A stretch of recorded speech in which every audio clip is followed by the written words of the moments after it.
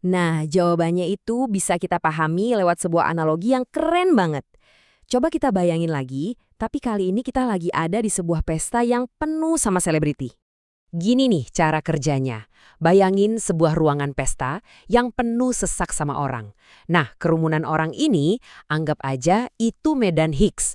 Terus, tiba-tiba ada seleb super terkenal masuk. Si seleb ini adalah partikel kita. Apa yang bakal terjadi? Dia pasti jalannya jadi lambat kan? Susah gerak, karena semua orang ngerumunin dia. Minta foto, minta tanda tangan. Nah, interaksi sama kerumunan inilah yang bikin dia susah gerak. Hambatan gerak inilah yang kita sebut sebagai massa. Makin terkenal selebnya, makin susah dia gerak. Artinya, makin besar massanya. Nah, sekarang bandingin, kalau yang masuk ke pesta itu saya atau kamu. Gimana? Kita bisa langsung jalan lurus aja kan? Nggak ada yang ngerumunin? Nah, itulah ibaratnya partikel yang masanya kecil.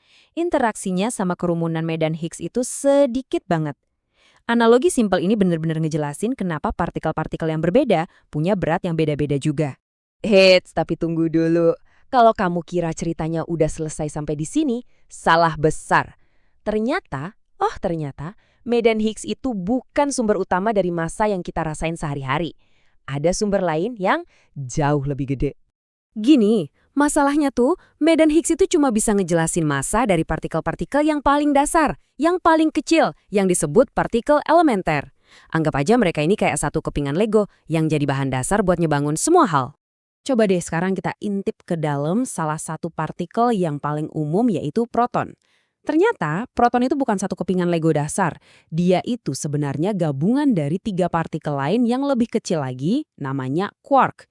Nah, yang paling penting di sini adalah ketiga quark ini diikat jadi satu oleh energi yang luar biasa kuat. Dan ini dia fakta yang bikin melongo. Energi yang ngikat quark-quark tadi itu nyumbang hampir 99% dari total massa si proton. Aku ulangi ya, bukan quarknya, tapi energinya. Dan karena tubuh kita ini kan sebagian besar isinya proton dan neutron, itu artinya hampir seluruh berat badan kamu itu asalnya dari energi murni. Gila kan?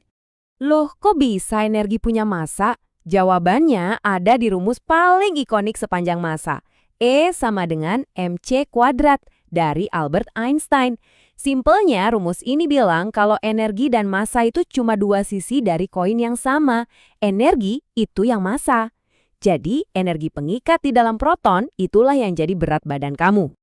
Oke, jadi kalau gitu, setelah semua penjelasan ini, apa dong arti pentingnya nemuin si boson Higgs ini? Yuk kita lihat gambaran besarnya.